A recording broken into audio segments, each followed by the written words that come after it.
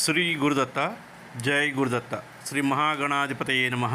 శ్రీ సరస్వత్యై నమః. శ్రీపాదవల్లభాయ నమః. ఆధ్యాత్మిక బంధువులకి, దత్త బంధువులకి, అంతమందికి కూడా కృతజ్ఞతాపూర్వక అభివందనాలు తెలియజేసుకుంటూ ఇవాళ మనం సజ్జనగడ సమర్థ రామదాసు వారి యొక్క లీలా వైభవంలో మనం 28వ రోజు మనం స్మరణం చేసుకుంటున్నాం.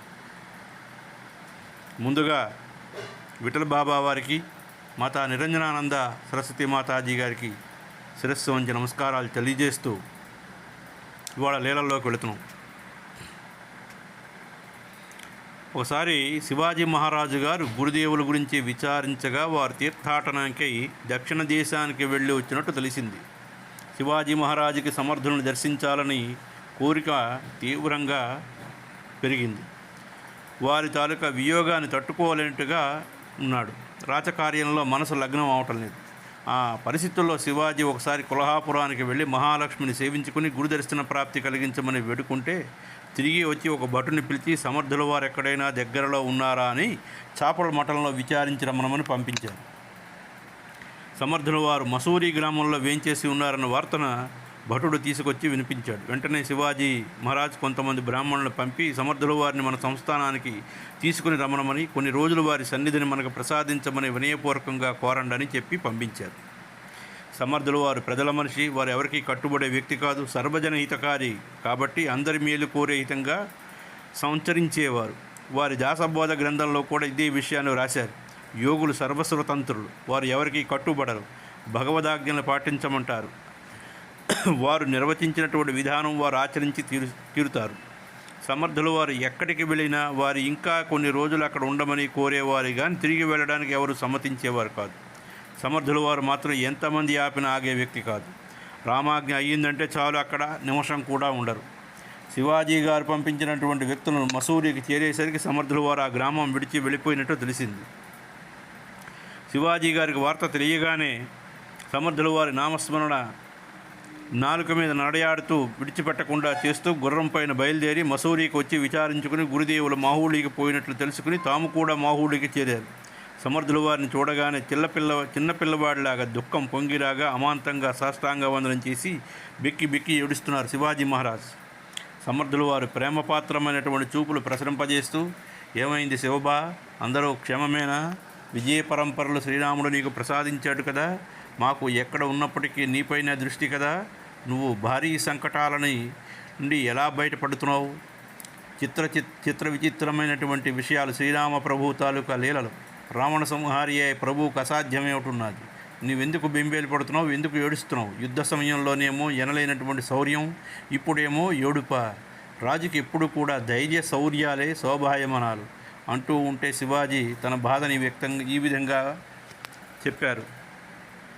తమ సేవలో నిమగ్నమై ఎక్కువ కాలం గడపాలని నా తాలూకా ఊహ, నా తాలూకా ఆలోచన. తమరు మరింత దూరం అయిపోతుంటే నా మనసు కకలావికలమైపోతోంది గురుదేవా అని శివాజీ చెప్పారు. సమర్థుల వారు, శివబా, మేము ఇక్కడ లేకపోవడం వలన కష్టాలు కలుగుతున్నాయని భావిస్తున్నావు, కానీ శ్రీరామ ప్రభు అంతటా నిండి ఉన్నాడు సుమి. నువ్వు వారి స్మరణను విడిచిపెట్టకుండా చేస్తావు. వారి ఆజ్ఞలను పాటించగలవా? వారి ఆజ్ఞపై నువ్వు ఏమైనా మేము పాటించి తీరాలి అని మృదుమధుర వాక్కులతో సమాధానపరిచారు. వారిద్దరి మధ్యన తిరిగి చాపల మఠానికి వచ్చారు. శివాజీ గురు సన్నిధిలో కొన్ని రోజులు ఉండమని కోరితే సమర్థుల వారు అనుమతించి 3 రోజుల తర్వాత రాజావారిని ప్రార్థించారు. మా విజయాలకు కారకులు తమరే కాబట్టి నాకేమైనా సేవాభాగ్యం ఇప్పించమని కోరుతున్నానన్నారు. సమర్థుల వారి ఇది విని, బ్రాహ్మణ స్త్రీ శిశు వృద్ధులకు ఎటువంటి హాని కలగకుండా నువ్వు కాపాడుతున్నావు కదా, అది మాకు సేవ చేసినట్లు కాదా? ఇంకేమి కావాలి గోసావిలకి అన్నారు. శివాజీ ఒప్పుకోక, గురు మహారాజు తమరి దయతోనే నేను గెలిచిన సంస్థానంలో ఎంతో కొంత మీ సేవకు అనుమతించిన అధికార పత్రాన్ని వ్రాసిస్తాను అని బతిమాలాడు. సమర్థుల వారు శివాజీ మొండితనాన్ని గమనించి 3 గ్రామముల పేర్లు చెప్పి ఆ గ్రామమును మాకు వ్రాసియ్యమని కోరారు.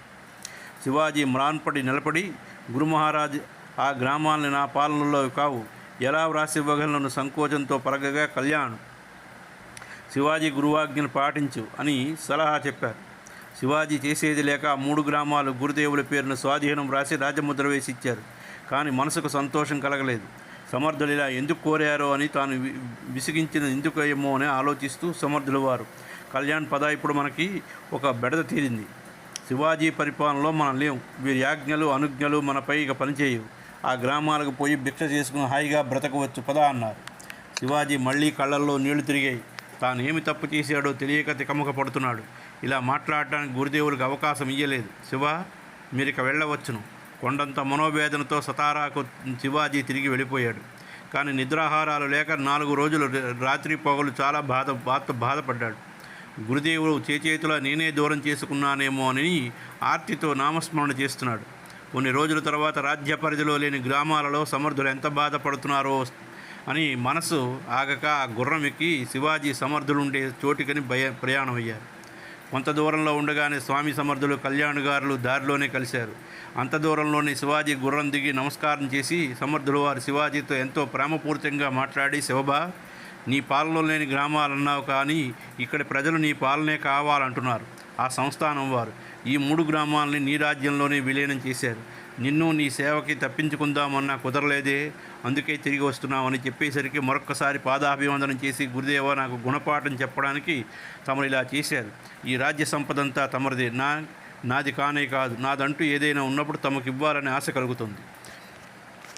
అంతా మీదైనప్పుడు నేను ఇచ్చేదేముంది, నన్ను నా అజ్ఞానాన్ని మన్నించండి అని కొన్ని రోజులు వచ్చి రాజమందిరంలో ఉంటూ అక్కడి వారికి జ్ఞానబోధ చేయండి అని కోరాడు.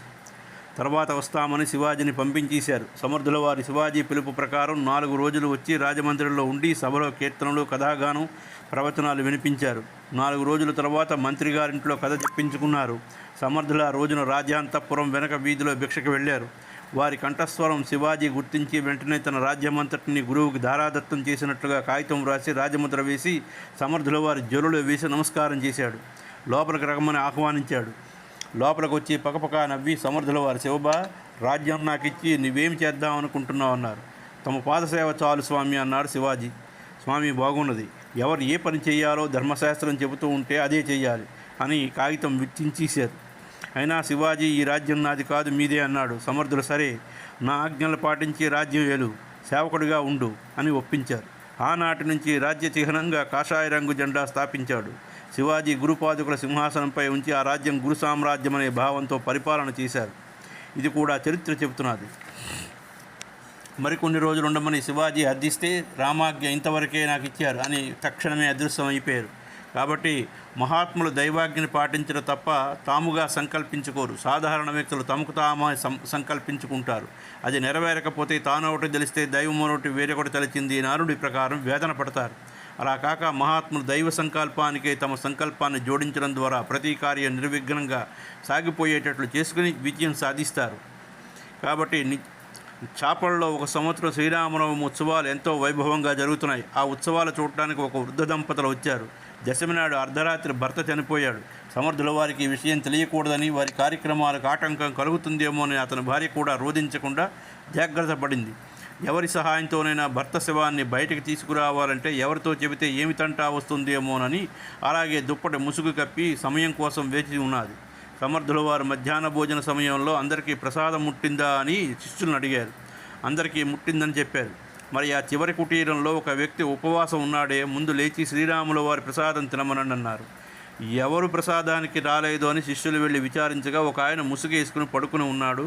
అక్కడే భార్య ఉన్నది. అప్పుడు ఆమెను అడిగారు, ఈయన ఎందుకు ఉపవాసం ఉన్నాడు? సమర్థుల వారు శ్రీరాములు ప్రసాదం తినమన్నారని చెప్తుంటే అప్పుడు చెప్పింది, ఈయన రాత్రే చనిపోయాడు అని. సమర్థులకి వార్త తెలియనీయవద్దని ఆపు చేశానన్నది. శిష్యులు కొందరు వెళ్ళి సమర్థుల వారితో చెప్పగా వారు, చాలే, ఉపవాసం లేపి ప్రసాదం తినిపించండి అన్నారు. సరేనని శిష్యులు ప్రసాదం తెచ్చి, ఓ మహానుభావాలే, సమర్థుల వారు ఆజ్ఞ అయ్యింది, ప్రసాదం తిను అన్నారు. అంతే, లేచి కూర్చుని ఆ వ్యక్తి వారి చేతుల్లో ప్రసాదం లాక్కుని మరీ తినేశాడు. అబ్బా, ఎంత మంచి ప్రసాదం, ఎంత మంచి నిద్రపోయాను అన్నాడు. అతని భార్య, నిద్ర కాదయ్యా, నీవు చచ్చిపోయావు, సమర్థుల దయతో బతికావు అంటూ ఉంటే ఆయన నమ్మలేకపోతున్నాడు. కాబట్టి సమర్థులు ఒకసారి సేమాపురంలో బాజీ పంతు సతీబాయిలకి దర్శనమిచ్చి ప్రతాపమారుతి దేవాలయంలో కీర్తన చేసి రాత్రికి సమీప కొండ గుహల్లోకి వచ్చారు. ఆ సమయంలోనే అక్కడ జయరామ స్వామి కూడా వచ్చి చేరారు. సమర్థులు వారు ఆ రాత్రి కొండ గుహని పెద్దది చేయాలని ఆదేశించారు. సరేనని జయరామ స్వామి వెంటనే పెద్ద పలుగు పారా తీసుకొచ్చి గుహలో సిద్ధంగా ఉన్నాయి. అవి నీ పలుగుతోని పడగొట్టు, నేను రాళ్ళు మట్టి ఎత్తి బయట పోస్తానన్నారు సమర్థులు. సరేనని పలుగుతో పొడుస్తూ ఉంటే కొన్నిసార్లు పొడిచిన తర్వాత పెద్ద కొండరాతి పెళ్ళలు విరిగి ఒక్కసారిగా పడ్డాయి. ఆ రాళ్ళు మట్టి పడే సమయానికి సమర్థుల వారు అక్కడి నుంచి అదృశ్యమయ్యారు. కానీ జయరామ స్వామికి విషయం తెలియదు. 4 దిక్కులా ఒక్కసారి చూశాడు. సమర్థుల వారు కనిపించకపోయేసరికి ఆ రాళ్ళు కింద పడిపోయి ఉంటాయని భావించాడు. గురుదేవ్ మహారాజ్ అని దిక్కులు పికటిల్లేలా అరిచాడు. ప్రతి శబ్దం రాకపోయేసరికి గురుదేవుడు ఈ రాళ్ల కిందనే ఉన్నారని నిర్ణయించుకుని జయరామస్వామి ఏడుస్తూ ఆ రాళ్లన్నీ తొలగించే ప్రయత్నం చేస్తూ బాగా అలసిపోయాడు. స్వామి సమర్థులు బయటపడలేదు. ఏ సమర్థ సద్గురు నాకు తల్లి, తండ్రి, గురువు, దైవం అన్నీ నువ్వేనని నమ్మినవాడని. గురునాథ, ఇటువంటి మిమ్మల్ని ఈ రాళ్ల గుట్ట కింద పడిపోయేటట్టుగా నా చేతులారా నేను చేశాను. ఇక నాకు నిష్కృతి లేదు. ఎక్కడ ఉన్నారో పలకండి, నా యందు దయ చూడండి, ఈ దీనుని మన్నించండి. సద్గురు, అర్ధాంతరంగా ఇలా మీకు జీవనయాత్ర ముగిస్తారా? ఇది నా చేతుల మీదుగానా? నా గురుదేవులకి రాళ్లలోంచి నేను బయటకు తీసుకురాలేకపోయినా నా బ్రతుకు వృధా అని తాను ఇంక శరీరాన్ని విడిచిపెట్టడానికి సిద్ధమైపోయాడు. కొండ ఎక్కి దూకడానికి ప్రయత్నం చేశాడు.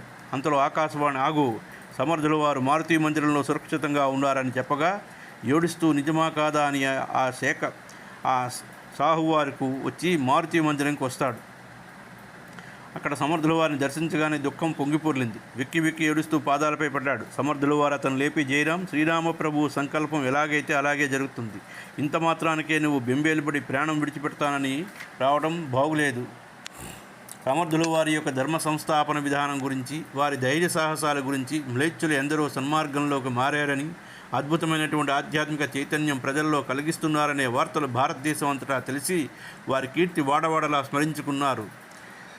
సమర్థులు వారి తీర్థాటన సమయంలో ప్రజల్లో ధైర్యం, బలం, సాహసం పెంపొందించాలని అనేక గ్రామాల్లో హనుమదాలయాలు నిర్మింపజేసి విగ్రహ ప్రతిష్టలు చేసి తమ శిష్యుల్ని అక్కడ మహంతులుగా నియమించారు. ఆ మందిరాల వైపు చూడటానికి కూడా యవ్వనులు భయపడతారని ప్రతీతి.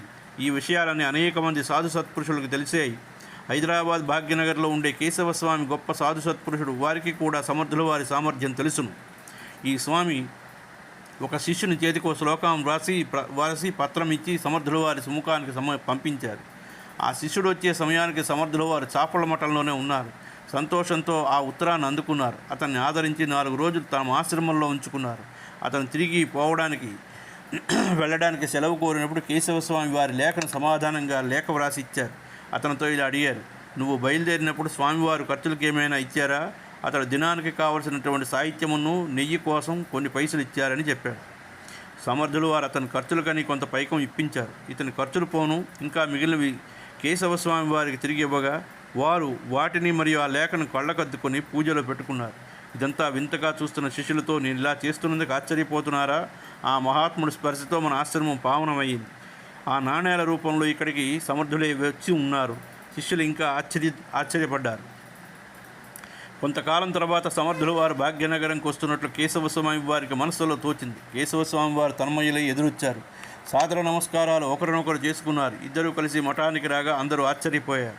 వాళ్ళిద్దరూ ఆధ్యాత్మిక ప్రసంగాలు చెప్తూ ఉంటే గంగా యమునుల సంగమం పడిలేస్తున్నది అన్నట్టుగా శిష్యులు శ్రోతలు భావించారు. కేశవస్వామి వారు సంస్కృత స్తుతిమాలతో సమర్థుల వారు స్తుతించారు. ఆనాటి నుంచి కేశవస్వామి వారిని సమర్థుల వారు తన సోదరులా భావించారు. వారికి కూడా సమర్థుల వారి సాంగత్యంతో ఎంతో ధైర్యం వచ్చింది. ఆయనతో కలిసి 5 శిష్యులు సమర్థ పంచాయతనం అని స్తుతించేవారు. ఆ తర్వాత సమర్థుల వారి పిలుపునందుకుని మిగిలిన 3 కూడా అక్కడికి చేరుకోవడం జరిగింది. సమర్థ రామదాస్ స్వామి చాపల మఠం, శ్రీ జయరామ స్వామి వడగాము, శ్రీ రంగనాథ స్వామి నిగడి, శ్రీ ఆనందమూర్తి బ్రహ్మనాళ్, శ్రీ కేశవమూర్తి స్వామి భాగ్యనగర్ వీరి ప్రసంగంతో శ్రోతలను ఉర్రూతలూగించారు. కొంతకాలం అందరూ కలిసి ఆనందాన్ని పొంది తర్వాత వారి స్వస్థానాలకి చేరుకున్నారు. ఇక్కడికి ఇది సమాప్తం. ఇవాళ 28వ అధ్యాయం 28వ రోజు సంపూర్ణం.